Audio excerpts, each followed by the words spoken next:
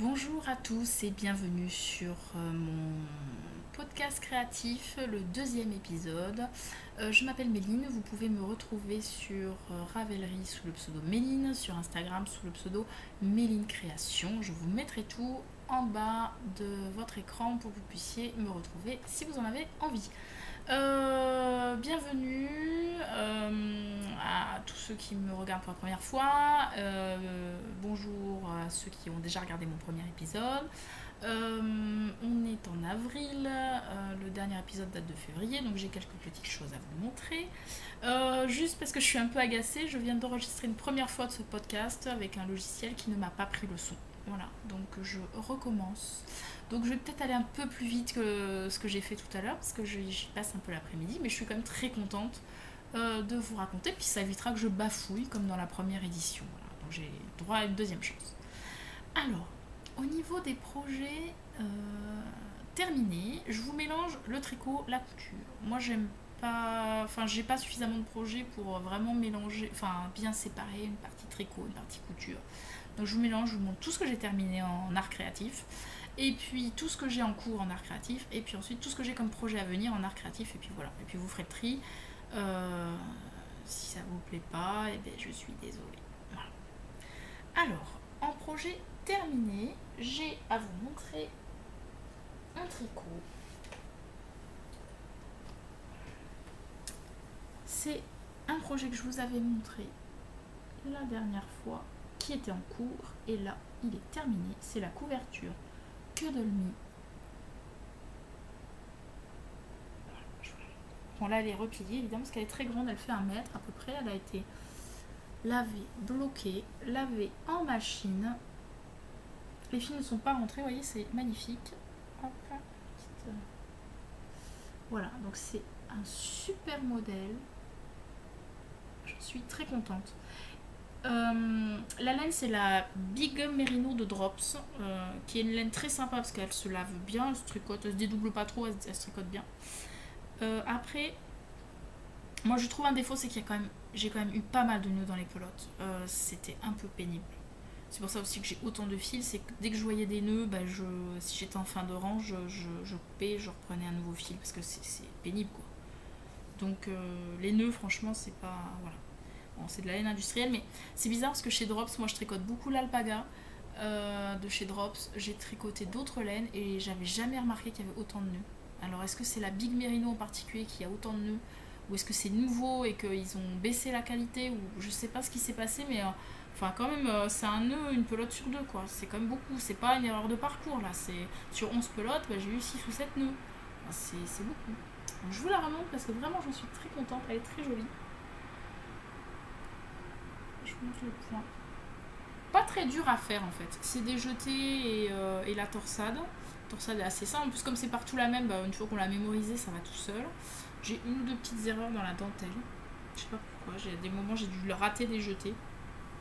Voilà, la bordure est au point de riz. Et j'en suis très contente. La couleur, c'est de Nîmes. Laine achetée chez Calidou. Le rapport qualité-prix, il est imbattable, hein, clairement.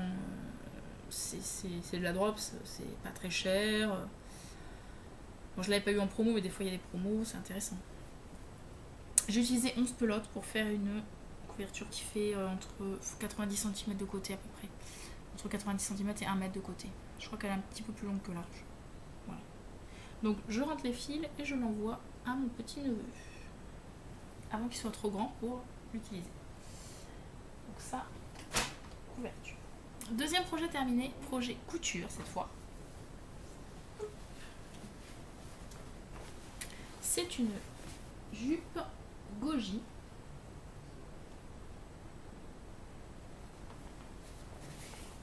de Dirando. Détail de la poche. Poche surpiquée, plaqué surpiqué. Détail du petit nœud, ceinture élastique. Et parce que moi je suis un peu maniaque des finitions, parmenture pour faire l'ourlet. Donc en fait c'est joli parce qu'on ne voit pas l'ourlet. Ça c'est l'endroit, je vous montre. Ça c'est l'envers. Donc la parmenture est surfilée, puis cousue à la main au point visible, un point de chausson qui normalement ne se voit pas à l'endroit. Bon, on le voit un tout petit peu, mais alors, franchement pas grand chose.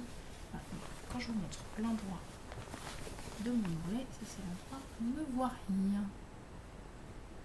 Donc ça c'est pas mal. J'ai eu un petit peu, à un moment à la fin, j'en avais un peu marre, je me suis dit, allez la flemme, je pique mon ourlet à 2 cm et demi et ça fait un ourlet. Et en fait la jupe elle est tellement jolie comme ça, parce qu'il y a des découpes et tout devant, c'est tellement joli, je me vois pas tout gâcher avec un ourlet en bas, quoi. Ça va être trop moche. Donc j'ai pas fait.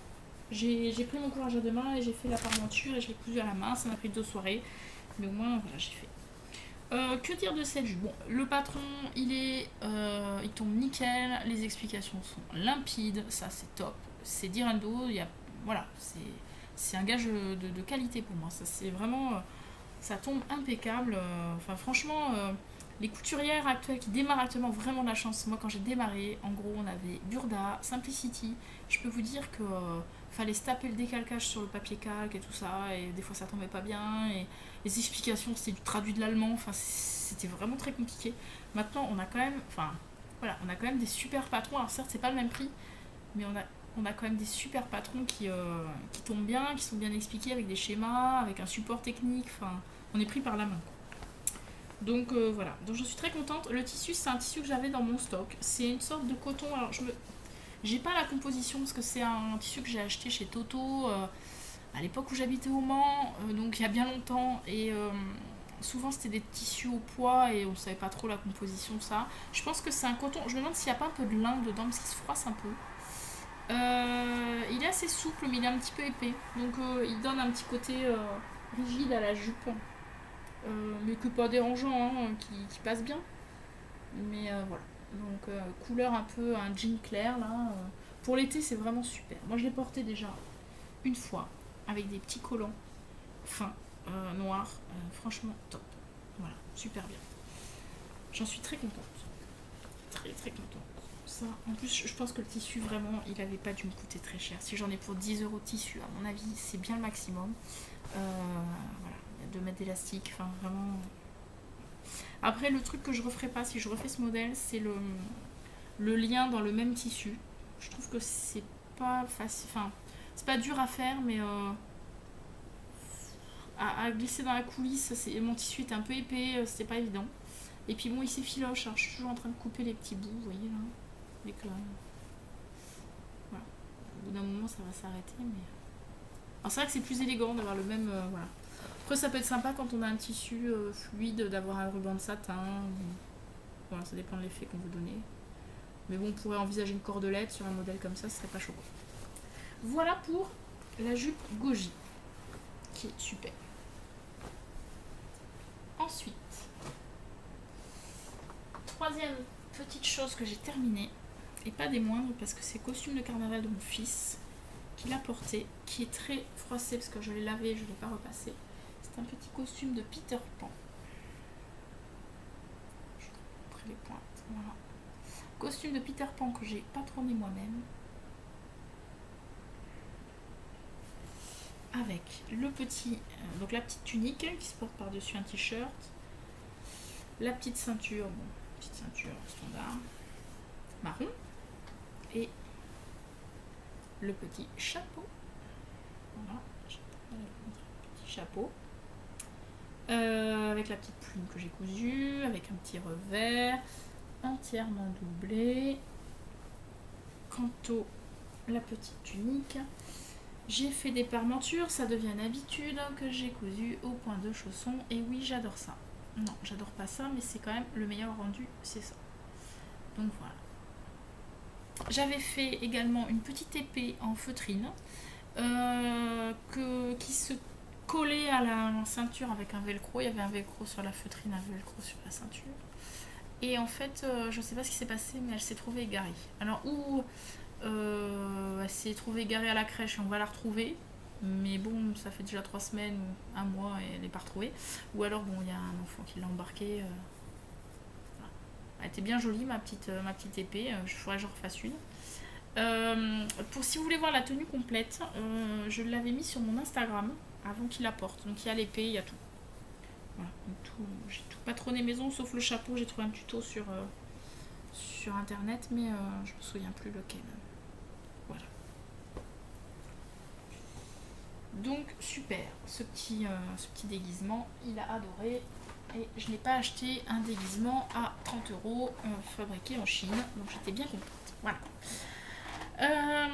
Ensuite, en projet, je regarde ma liste, en projet en cours, ah oui, vous vous souvenez, je vous avais parlé d'une memory blanket que je pensais détricoter pour faire un granny géant.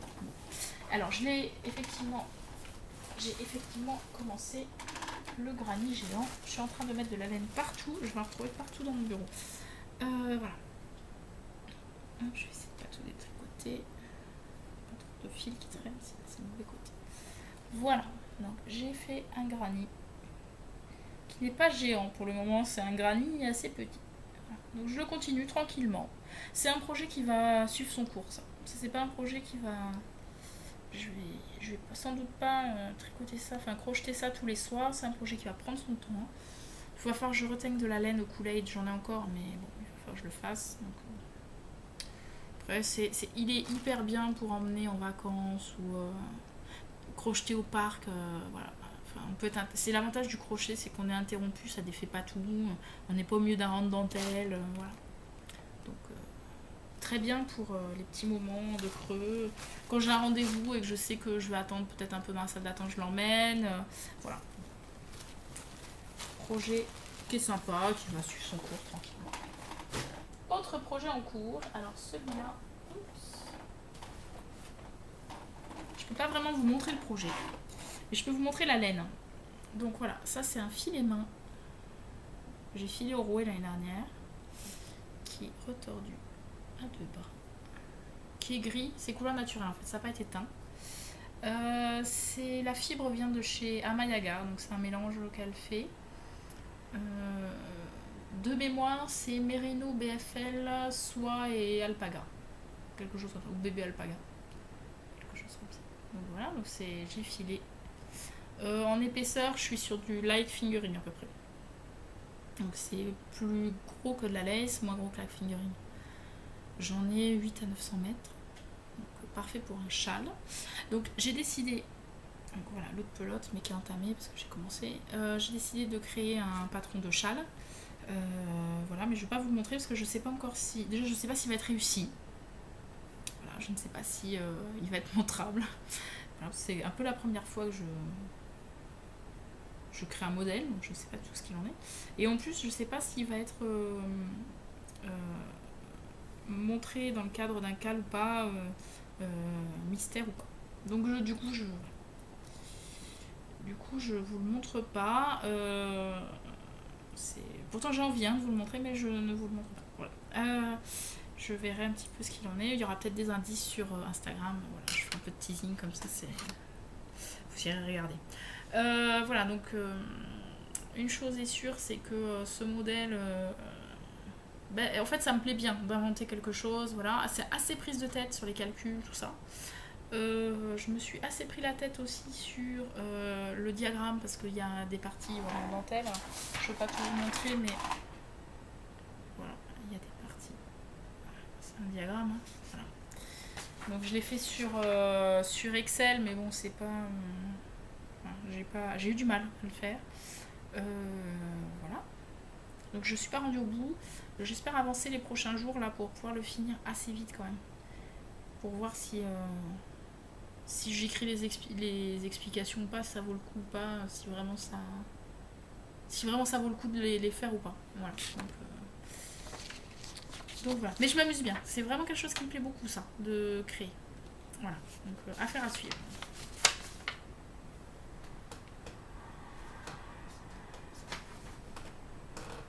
Alors, ensuite, en projet à venir, achat, choses à vous dire, diverses et variées. J'ai fait... Ah oui, je vais vous parler de ça. J'ai fait imprimer chez un imprimeur en tirage de plan des patrons PDF qui sont en A0. Donc, Direndo Goji, la jupe que je vous ai montrée. Direndo Luzerne, le trench. Il y a 2 planches sur le trench. Donc je pense que ceux-là je vais... bon, le goji je l'ai déjà décalqué tout. Celui-là, le trench luzerne, moi j'ai du mal à trouver le tissu. Clairement c'est compliqué quand même de trouver un tissu gabardine poids moyen mais pas lourd, pas stretch, de la bonne couleur que je veux, avec le bon métrage, qui soit pas commandé aux États-Unis parce que sinon on va avoir la douane. Je vous avoue que là pour l'instant j'attends de trouver le tissu idéal. Donc s'il y a un candidat qui se présente, on verra pour le faire. Après c'est vrai qu'il y en a pas mal qui ont dit sur ce trench qu'il n'était pas doublé. Moi aussi je préfère les trench doublés, faut être honnête. Je suis pas ravie à l'idée de poser 10 mètres de biais sans pied spécial. Surtout que j'aime pas trop ça, poser le biais, c'est pas trop mon truc. Je verrai où je lui rajoute une doublure. Mais j'ai cru comprendre que c'était un peu compliqué parce qu'au niveau de la carrure ça allait coincer. Ou alors clairement bon je le fais, je prends mon courage de main et je pose le biais. J'ai pas regardé les explications pour savoir si le biais était cousu au fur et à mesure qu'on cousait ou si à un moment il fallait se taper toutes les finitions au biais. Je ne sais pas. Donc à voir. J'entends un drôle de bruit, je crois qu'il y a des travaux au-dessus de chez moi. Au-dessus c'est pas possible. En dessous. À côté. Voilà. Ce mur là, j'ai une voisine. On n'a pas d'autres voisins sur l'appartement, mais là j'ai une voisine. Donc ça doit être ça. En plus bon bref. Elle écoute la télé à peu près toute la journée. Alors heureusement on est très très bien insonorisé sur l'appartement. Mais c'est vrai que sur le palier on entend, en fait on pense qu'il y a toujours des gens chez elle, mais non c'est la télévision. Je ne juge pas, ça peut arriver. Autre patron, alors là je digresse complètement, que j'ai fait imprimer, c'est le patron Magnésium de Ivan S. Marque dont j'ai beaucoup entendu parler et j'avais jamais testé. Enfin, j'ai jamais testé parce que là j'ai pas testé, j'ai juste le patron, mais c'est le petit manteau pour enfants qu'on voit un peu partout là, avec plein de détails parce qu'en fait il y a plein de combinaisons possibles. Il y a donc le manteau, déjà il y a 2. Donc ça c'est le manteau. Voilà. Et en plus le patron est en couleur, donc ça coûte un petit peu plus cher à l'impression. Il y a déjà 2 versions du manteau. Il y a une version A, une version B. La version A je crois est simple, la version B il doit y avoir des petits détails dans le dos, un pli creux, quelque chose comme ça. Donc avec manches montées, etc. Et moi j'ai acheté le pack avec tous les cols différents. Donc ça c'est un col choisi, ça m'intéresse pas parce que j'ai un garçon, mais par exemple il y a un col officier. Il y a des pattes d'épaule pour le dessus, pour faire des petites vestes type officier. Il y a col ouvert type tailleur, il y a de la poche plaquée, enfin il y a un paquet de trucs, il y a des ceintures, des pattes de manche, des rabats de poche, il y a différents types de poches, poche passe-poilée, etc. Enfin, il y a vraiment...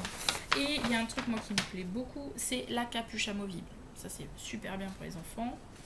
Ah oui, il y a aussi des bas volets pour faire type trench et tout, c'est super sympa. Voilà, donc... D'ailleurs, je suis en train de remarquer qu'il n'y a pas les marges de couture, elles sont non incluses, il faut que je pense à les rajouter. Voilà, donc j'ai acheté ça, c'était pas très cher, il y avait une promo si on achetait le pack. Je suis désolée, je fais que de bailler.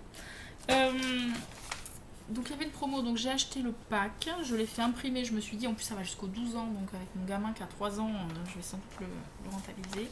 J'ai bien envie de lui faire une petite veste d'été, printemps quoi, avec une petite capuche amovible. J'ai vu la version de Swazik, l'Irbis, sur les réseaux sociaux, qui a un podcast aussi, que j'adore d'ailleurs, son podcast. Hein, et elle l'a fait ce petit manteau là pour son garçon, son premier je crois. À 2 garçons et il est super chouette, en plus elle a fait l'intérieur Burberry, enfin imitation Burberry, enfin c'est super mignon. Et donc voilà, je ferai bien ça. J'ai pas le tissu par contre, donc il faut que j'achète le tissu. En doublure je vais forcément trouver quelque chose dans mon stock qui ira, mais j'ai pas le tissu, j'aimerais bien une gabardine à voir. J'en ai vu chez Cousette, hein, ça attend juste. Oui, le truc c'est que j'ai regardé un peu les explications. J'ai pas vu où était le tableau pour le métrage. Alors, est-ce que parce qu'il y a plusieurs pièces, il faut se faire son métrage soi-même et évaluer soi-même, ou est-ce que j'ai raté l'info? C'est possible que j'ai raté l'info, parce que j'ai pas tout regardé. Parce que Ivan Soufflé, c'est... les explications, c'est beaucoup de pages d'explications. Alors, c'est hyper complet. Alors, je sais que certaines n'aiment pas. Moi, je préfère trop d'infos que pas assez. Donc moi ça me dérange pas, il y a pas mal d'informations sur comment agencer les choses et tout ça. Sur les finitions, sur tout un tas de trucs. C'est vraiment hyper complet, c'est un cours de couture en fait, hein, son patron. Je sais que certaines ça les bloque parce qu'elles aiment démarrer tout de suite. Moi franchement ça va pas me bloquer, ça va pas m'empêcher de démarrer, ça va pas voilà. Mais c'est vrai que j'ai regardé comme c'est PDF, du coup j'ai regardé sur l'ordinateur, je l'ai pas imprimé. J'ai pas eu le temps vraiment de me poser la question. Donc si je veux acheter le tissu, il faut quand même que je regarde ou que je décalque les pièces et que je les pose pour voir à peu près combien de tissu il me faut. Ou alors je regarde s'il y a un tableau avec les métrages de tissu nécessaires. Parce que moi je voudrais rajouter, dans l'idéal, je voudrais faire une veste printemps-été, sans doute avec le col officier, parce que je trouve ça super chic pour les garçons. Et sans doute avec la capuche, parce que c'est super pratique la capuche quand il pleut. Et sûrement, alors, ou des poches plaquées. Alors j'ai vu, il y avait le détail, à l'intérieur, on peut faire une poche passe-poilée, à l'intérieur. Le truc qui sert strictement à rien, mais qui est super chic. Comme les papas. La poche passe-poilée à l'intérieur.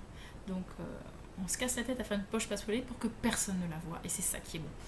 Donc du coup voilà, je ferai peut-être la poche passe-poilée à l'intérieur parce que je trouve ça vraiment trop mignon. Mais et puis bon, ça fait longtemps que j'en ai pas fait des poches passe-poilées, donc il faut quand même que je m'y remette, sinon je vais oublier comment on fait. Donc surtout que j'ai vu une super technique poche passe-poilée chez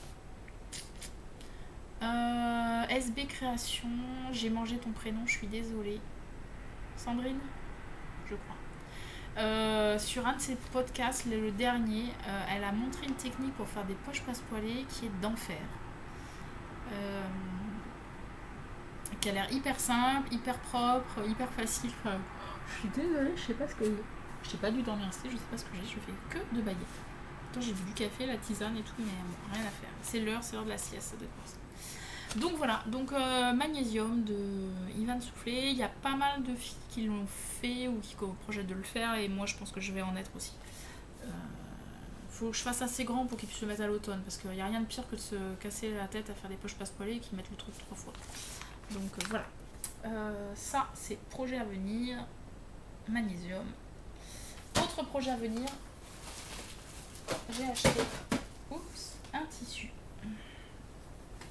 Voilà. Qui est de la double gaze bleu marine. Que j'ai acheté chez Arrow Workshop. Alors Arrow Workshop, c'est une boutique qui a une boutique en ligne. Donc beaucoup connaissent parce qu'ils commencent à être un peu connus et puis ils ont pas mal de références. Mais ils ont aussi une boutique physique à Toulouse. Et bon, moi je les connais depuis l'ouverture à peu près. Parce que je traînais beaucoup par là quand j'étais enceinte de mon gamin. Et qui tardait un peu à venir. Donc j'ai beaucoup marché par là. Et en fait, j'ai quasiment vu la boutique s'ouvrir en fait. Elle a quasiment l'âge de mon fils finalement, la boutique. Donc elle a ouvert assez peu avant sa naissance. Donc voilà, je les ai vus démarrer, avec pas beaucoup de références. Et puis voilà, se déployer au fur et à mesure, etc. Et donc ça, c'était sympa. Et voilà, j'y vais souvent, j'y prends la mercerie en règle générale, ils ont beaucoup de choses. Et là, je leur prends pas toujours du tissu parce que j'ai beaucoup de tissu. Et donc là, j'ai pris donc de la double gaze qui me faisait bien envie parce qu'on en voit partout en ce moment. C'est léger, pour l'été, ça doit être super agréable. Et Liz Taylor, du podcast Liz Taylor, en a acheté, alors je pense que c'est la même couleur. Mais je suis pas très sûre. Elle en a acheté pour faire un haut. Alors je ne sais plus quel modèle, mais elle en a acheté. Elle a fait un haut avec, qui est très joli. Et voilà. Et moi je vais pas faire un haut, je vais faire ou je refais une jupe goji. C'était ce que je voulais faire au départ. Quand j'ai acheté le tissu, je voulais faire une jupe goji à nouveau. Je me suis dit chouette, j'ai les pièces de découper, ça m'allait très bien. Et puis finalement je me pose la question de faire le short. Voilà, faut assumer le short. Mais je me pose la question. Parce que l'été ici fait très chaud et un short c'est assez confortable parce que c'est plus confortable qu'une jupe. Ça permet de faire plus de choses et ça c'est un tissu vraiment léger qui irait bien, ça ferait pas trop bouffant parce que comme il est léger il va se draper joliment et ça devrait pas être trop bouffant. Pas comme mon tissu de jupe qui était un peu plus rigide. Là pour le coup c'est vraiment très fluide comme tissu. Donc c'est vraiment... Voilà, il y a 2 épaisseurs et c'est hyper fluide. Parce qu'en plus, il est un peu transparent quand même, moi je trouve. Donc, pour une jupe, c'est moins bien. Voilà. à voir, affaire à suivre. Je vais essayer de faire ça rapidement. J'ai repéré aussi des modèles pour faire des petits débardeurs qui iraient avec cette jupe et ce short, mais je vous en parlerai une prochaine fois parce que j'ai rien décidé, j'ai pas le tissu, j'ai rien. Donc je peux changer d'avis 10 fois. Voilà, de la double gaze. Très belle. Pour le lavage, en fait ça se repasse pour se couper et se travailler, mais l'idée c'est que ça reste un peu froissé. Donc je l'ai lavé, impeccable, en machine, pas trop d'essorage. C'est ressorti nickel. Ça doit être assez sympa pour faire des vêtements d'enfance. Voilà. Dernier projet à venir, je vais aller chercher parce que le magazine est tombé juste en bas. J'ai acheté ce magazine ce matin. Voilà, Purda Style de avril 2017. Alors, moi j'ai été une grande fan de Purda. Il y a eu une période vers 2005 par là où je les ai tous achetés.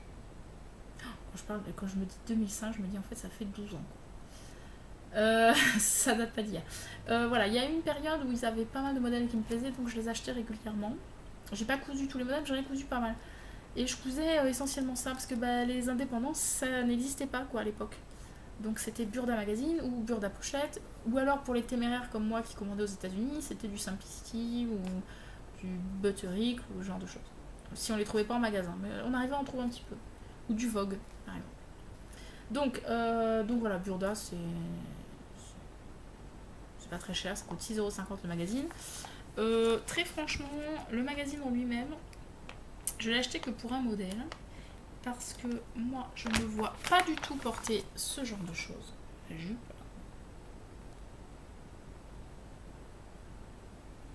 Avec les petites fronces là qui me mettront du volume là où j'en ai pas besoin.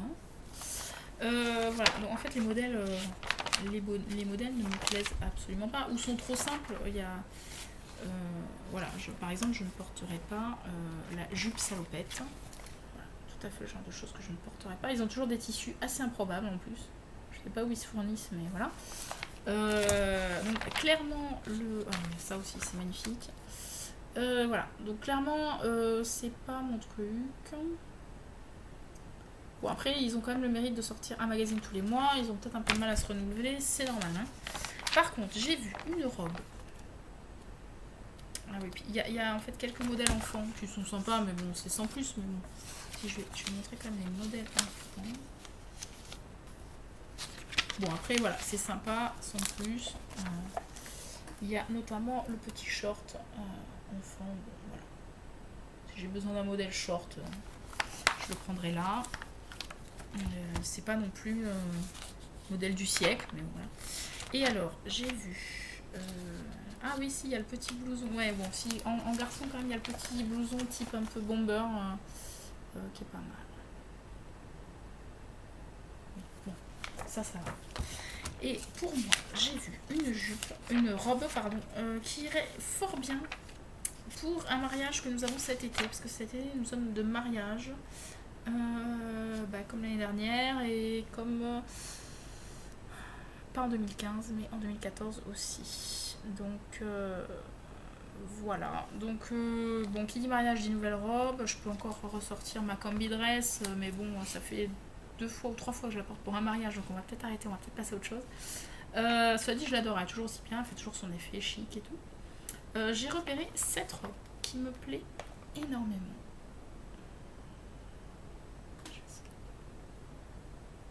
Non mais vous avez vu ces épaules là? C'est-à-dire qu'en fait, il y a 2 bretelles. Il y a une bretelle qui permet de cacher le soutien-gorge et un petit bout de manche long qui fait que l'épaule est dénudée mais sans avoir besoin de mettre un soutien-gorge sans bretelle. Au niveau de là. C'est super chouette. Et alors ce décolleté cœur là, c'est trop beau. Cette forme fourreau, il y a des découpes. Ici, je vais vous montrer le dessin technique. Il y a des découpes sur les côtés là pour affiner un peu. La fille elle est magnifique. En plus, je vais essayer de vous montrer le dessin technique. Parce que moi, je ne coupe pas un modèle sans avoir vu le dessin technique. Voilà.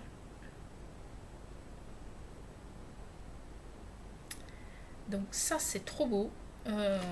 Dans un satin coton stretch vert émeraude ou rouge pétant, enfin ça va être sublime quoi. Enfin, donc voilà, je pense qu'il faudra quand même faire une toile parce que c'est un truc grande taille, donc il faut quand même que je vérifie que je peux le rétrécir un peu, etc.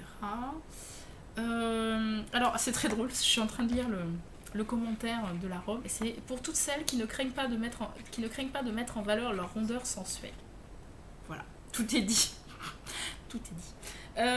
Non mais franchement c'est un chouette modèle quoi. Alors ils en ont une autre version avec une robe à fleurs, mais on voit moins bien les découpes. Mais ça c'est trop beau. C'est le détail sur les manches, le décolleté là, c'est trop beau. Après si. Ouais non il y a des découpes, je vais pas pouvoir. Ah si quoique. Il y aurait je pense moyen de garder le haut de la robe avec les découpes et de faire une robe, une jupe à plis. Voilà, je pense qu'il y aurait moyen de bidouiller un truc.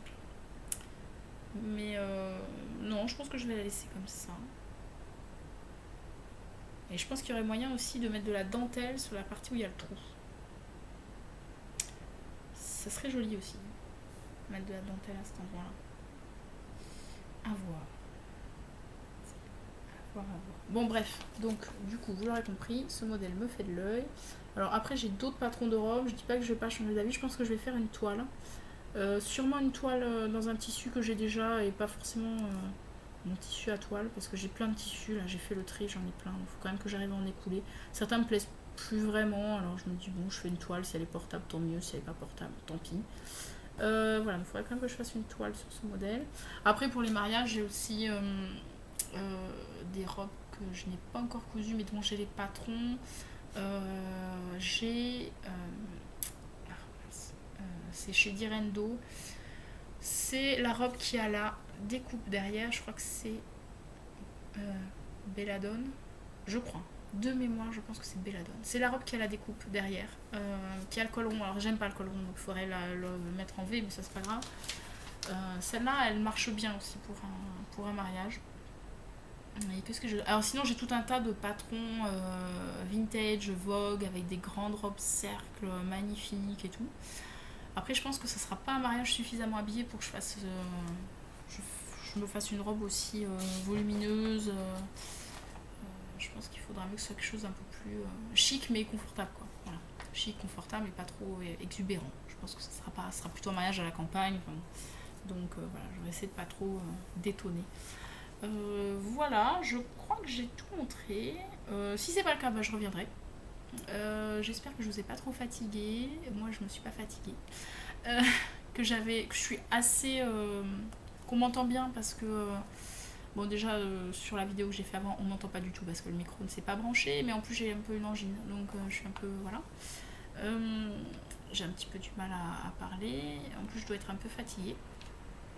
Vu que je baille sans arrêt depuis le début de ce podcast. Voilà, donc j'espère que tout ça vous a plu, que vous avez bien réussi à voir que les couleurs étaient chouettes. N'hésitez pas à venir sur le fil Ravelry du Lot et la Laine. Je ne répète pas tout ce que j'ai dit la dernière fois, mais venez en famille, venez avec vos amoureux, venez avec vos enfants, venez avec vos aiguilles à tricoter, vos fils, vos envies de filage, de teinture et voilà, de tout un tas de choses. Il y aura des exposants super. Je pense que je ferai un podcast où je parlerai des exposants qui me tentent parce que plus je regarde la liste des exposants et plus je me dis que ça va être une tuerie et j'ai bien envie d'en parler un peu, voilà, des différents exposants parce qu'il y a vraiment des chouettes personnes, il y a des chouettes laines, voilà, il y a vraiment des choses sympas à dire. Moi je continue à tricoter, je continue à essayer de faire un patron de châle, on va essayer. Et je vous tiens au courant de tout ça. Suivez-moi si vous le souhaitez sur Instagram. Je vous rappelle, c'est Méline Création avec un S. Ou sur Ravelry, c'est Méline sans accent avec une majuscule.